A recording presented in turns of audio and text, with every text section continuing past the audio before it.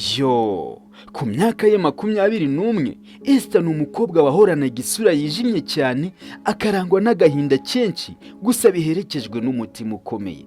Mu nzu nziza bari batuyemo rwagati mu mujyi, Esther yabanaga na papa we Serge, mukase Carolina na murumuna we Anita.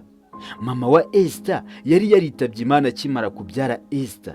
Ibi biza gutuma Esther akura ari umwana utazi urukundo rwa kibyeyi, kubera ko Serge papa we, umubyeyi umwe rukumbi yari asigaranye, nta na rimwe yigeze agaragariza urukundo umukobwa we Esther nyuma y'uko mama we yari amaze gupfa. Byasaga nkaho Esther ari umuntu utagaragara, ndetse ari nta n'icyo avuze mu maso ya papa we Serge.